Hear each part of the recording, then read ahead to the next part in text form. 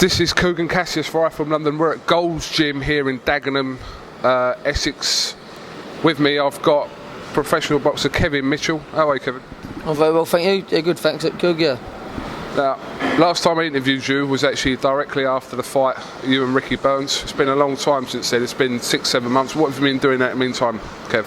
Basically, I've had about a month, six weeks off, chilling out, getting myself back together, thinking how I'm going to do things, how I'm going to set things up, and how basically I'm going to work the rest of my career. Then basically I've been back in the gym. I've changed trainers. I'm back with my old trainer Paul Cook.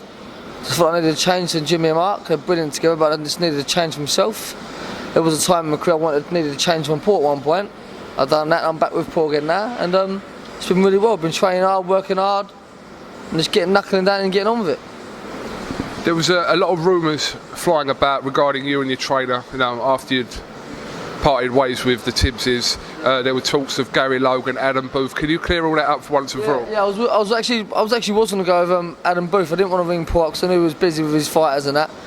And I got in contact with Adam Booth. He put me through to Gary Logan. Brilliant people, brilliant team. But travelling to the city every day was just destroying me. It was killing me. Travelling up there, training, waiting, coming back, and also funds. It was costing me a lot of money, obviously. And I just thought I needed to be back into my own area, local area. So I gave Paul a call, which I was going to do just after Christmas. Give him a call and let him know that I fancied doing something with him. But obviously I felt about Adam first. I had a good chat with Adam. Adam gave me some great advice and that about things, and so did Gary. And yeah, I took that on board, and obviously I've come back and I've gone back with Paul, and it's just been flying. I know obviously you're back with your original trainer Paul Cook now. Did you always feel at some point that you would return to Paul Cook? Never, no, I never did though. I never thought I'd return to Paul Cook. The way he was with me, I think, look at me and Paul have never been beat. We had a long amateur career together, unbeaten together, and then we had quite a long pro career, and there some tough fights together as pros, and we never got beat. I had a little think about a few things, and bringing Paul back to what we're doing now, Paul agreeing with what we're going to do. Nicky Cook's also going to be working with us on certain things, but yeah, I think it's going to be good for me. Paul gets me generated, and he'll push me for what I need. Well, you've been out the ring for a while. Obviously, the lightweight scene in England and on the world stage is quite buzzing at the minute. Like some Ricky Burns and GAVIN REES, and you know, how do you plan to get yourself back into the mix of all this? I think me warmed up will be in the mix big time. I think, all due respect to Ricky Burns, is a great fighter, but I think everyone out there could see that Kevin Mitchell getting beaten 4 rounds over, man. That's not what happens. It's not something I've done before. I guess especially against Ricky. No bad against Ricky, but he's no big massive banger, and he ended up taking me out. I think I need to get back in the swing of things. I'll have 2 or 3 warm-up fights. Get back in and doing what I do best, working in the gym, working sparring, making weight, more regular, and then I'll be back in the swing of things. I'll be in the mix of any lightweight in the world. Where did you feel, obviously you've had lots of time to reflect on the Ricky Burns defeat, where did you pinpoint it as it going wrong? Was it in camp, or was it just what happened on the night? No, I don't think it was in camp, I don't think it was what happened on the night. I think it's pure to more to the fact, if you keep fighting once a year for 3 years, and that's what I've been doing lately, last 4 years or 3 years, I've had like 1 fight a year. It works out, three fights in 3 years. It works out something silly like that. These world champions and world title fighters and competitors at world level, they're fighting 3-4 times a year, 5 times a year. I'm trying to fight once a year. I fought Prescott, then I got beat by CASSIUS. I didn't have another year out. I meant to fight CASSIUS, I meant to fight Murray, beat Murray. I get a shot up Broner and Naz. I never got the shot for some reason, God knows why. And then I have another long time out. I fight I think it's a 10 rounder against some young lad, some strong kid. Go 10 rounds on points.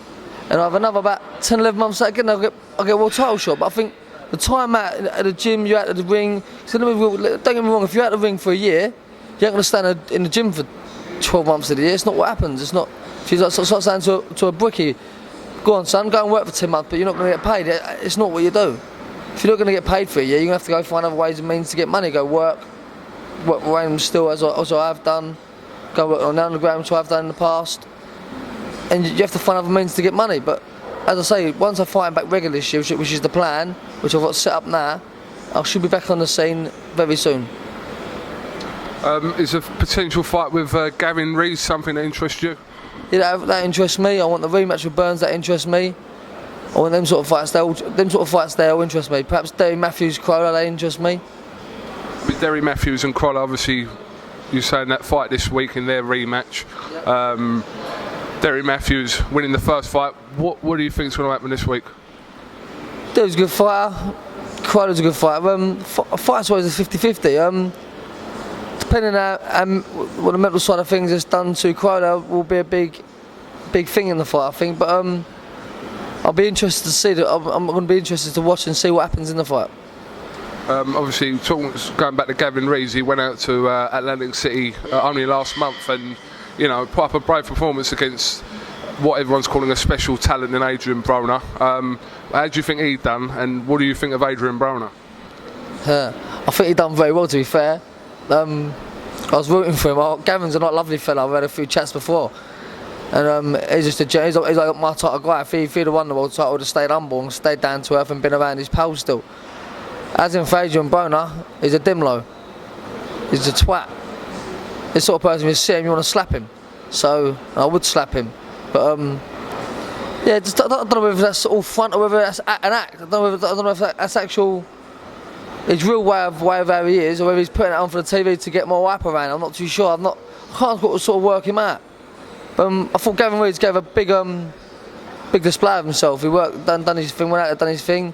He put all his heart into it, as we could all see. So we was all proud of him. Do you know what I mean? We didn't watch him and think, he didn't put his all into it. He at least all like ducked out sort of thing. He put his all into it and got beat by He's a great fighter, Adrian Broner. But as goes for his cockiness and his mouth, I don't like that. Yeah. How do you think Adrian Broner would survive a day in Dagenham? God knows, might get shot. Nah, I don't know. Wouldn't go down to it. I think Dagenham people ain't into all that. I think Dagenham is one of the biggest cancer states in Europe, and it ain't got no time for flashness. That sort of people. Do you not look at it as though he's obviously it is a bit of a performance and he's selling fights? Do you not look at it like that? Listen, there's no need to sell fights when you're a great fighter like he is. There's only one Nazim Ahmed, and there'll never be a Nazim Ahmed again. And he's sort of trying that sort of thing like that, and you can't make that. It's either there, it ain't. And he's forcing it, and it don't go like when you used to watch Naz do it. You used to love watching Naz do it. When you watch him do it, you think, oh my God. And that's the truth about the fact. When can we expect to see you on the Only Way Is Essex? Never. My pal's on there at the minute. He's right mugging it.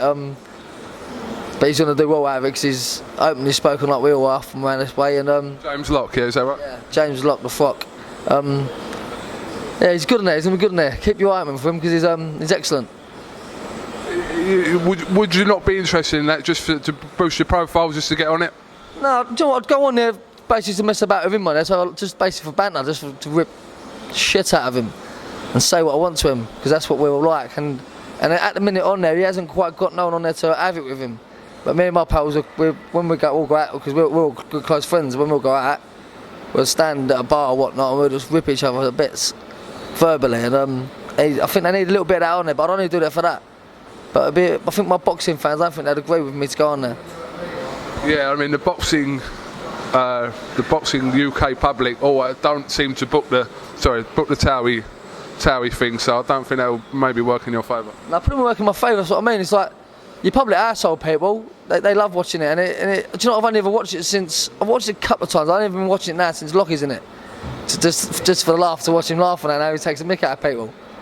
But he's not quite there yet. He's got a lot more to give on there, mate. God, if once he just gets flowing, the viewers will go mental. Trust me, the viewers will go mad. If he gets to get how he is allowed to be on there, get him a little bit drunk, a little bit funny, and around the right people, he'll be on form. Aside from boxing, what else have you been doing? Obviously, in the last few months. Been a bloody dad. Been a father. I said the kids last night again. I have the kids a lot, 4 days a week, 5 days a week, which I enjoy having them like that. You've got it to be like, it's got it to a happiness now with them. Like one's a really good at football, and the other one's a little terror. Takes after his mum. So yeah, but they're both good boys. I have them a lot, so I've been training and having my boys on. It keeps me busy. Your brother also, I was talking to him earlier on, hasn't fought for nearly 2 years, so he's in here training today. So he'd be eager to get back in the mix as well. Yeah, most definitely. We've been running for the London Marathon we're running for children's cancer, neuroblastoma. My little cousin Mitchell died of it not long ago. It was well publicised that he passed away. And we've been training for that for about, no, I've not been in the ring for 7 months, but we've been running for about 5 months. We've been keeping ourselves in good shapes. I've put on a bit of weight, but only in muscle sort of thing, but I've been training hard. And yeah, we've been running for that, and basically he's back in boxing now, back in punching away, and hopefully I'm going to be his manager very soon, and he'll be back fighting regular. Actually, the last time I did see you was over when you were training over in Wickford at Newlands Gym with Lee and that. Any plans to go back there? There could be something there, yeah, most definitely. We're trying to Paul. I said to him, like, if we want an actual stable gym that we could go to, there's a couple of places we can use. We could use Dagenham Boxing Club, where it's a little bit open in there and people get in there. I said, but we can use Newlands Gym. I still speak to Lee on the old Facebook or Twitter, the Newlands Gym on Twitter, sort of thing. So I keep in contact with them all on there. So yeah, and they're all right. The family, all the family are good. So I'm no doubt that they'd invite me back. Yeah. I don't think Wickford are ready for you, to be honest. Wickford's your man, isn't it? Well, I don't think they're quite ready for me, but they'll get it. No, you're safe, tucked behind the gates and in the doors. I don't think, you know. You've had a lot of fans there apparently as well, coming and knocking there and asking if Kevin Mitchell's been training there. You do get on. I've been out with a few of them a few times. I've invited a few of them out on a few nights out after the fights and that. They're all good lads down that way. I've not been out to terrorise the town yet, but yeah, other than that, it's been good down there. Training, as you say, I'm knocked away behind one big gates and I'm in the gym grafting and sweating, so Wickford ain't saying much of me. You know, it's interesting that people forget what a big fan base you have. The crowds you pulled in at Upton Park for your fight with Conceders. All right, it didn't go to plan, but the fan base in East London to fill, you know, a venue like Upton Park is phenomenal. Yeah, you know, I know I am. I'm probably one of the biggest crowd pullers in England in a minute. I still will be, because my fans are West Ham fans. They're loyal to me no matter what. If I said I'm going somewhere, they'll all turn up there for me because they love me and I love them. Do you know what I mean? It is what it is, and I'll still, to this day, if I'm going over West Ham, I'll go in the bowling pub. I was in the saying a little story. I went out with one of my friends, one of the club owners around the corner who owns Platform 7. We went up to West Ham together. It was about a few months back now. I was having a drink with him. We popped in the bowling. Thought no one knew. I thought no one recognised me. I had my flat cap on, my head down. I thought no one knew. I'd have a few beers. Before that, some young kid comes up to me and asks me to go on the punch machine. To go on the punch machine for him, bang! Show his daddy or something out a punch machine. Before that, the whole pub was singing me songs and that. It's like the fans there, the British fight fans and the West Ham fans together. For me, they're unbelievable. I think you'll be seeing them back very soon, very very soon. I think you give it 8-9 weeks, I'll be back in the ring, and there'll be a big announcement. I'll be back somewhere. Final question I'm going to ask you, in your heart of hearts, in your head, do you see yourself fighting for a world title again, and can you win a world title? This is what me and Paul have been talking about, most definitely. The 2 losses I've had in my career has never bothered me. You're a man's man, and you're not a wimp, you don't wimp out about things. That's what I liked about Gavin Rees. He's a man's man, mate. You go in there for a war, you don't mess around, you go in there full-heartedly, you don't walk out there, you're a little bit disheartened after you, but you go in there and you have a good think about it and you go back to the drawing board. I'll promise you I will win a world title this year.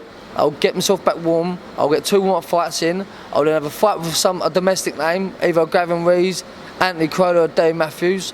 I'll go through one of them, and then I'll get a shot at a title that I'll win. All right, Kev, listen, thank you for inviting me down here to Gold's Gym. Hopefully my car's all right outside. If it ain't, don't worry. The Range Rover on bricks, yeah? That's the one. Listen, thank you for talking to us. Good to catch up with you. Like I said, I haven't seen you. I've seen you a couple of times actually. I've seen you out actually, socially. We have seen each other out socially. Brickyard. Brickyard. You remember? With me and Nicky Cook. Was that right? That was right. Yeah. Yeah. Near Christmas time. It was a good night. Yeah, definitely. But listen, good luck with your training. Hope everything works out for you this year, and we look forward to seeing you back in the ring very soon. Be ready, because I'll be back soon. Trust me. This is KUGAN CASSIUS with Kevin Mitchell here for iFILM London at Gold's Gym in Dagenham. Thank you very much.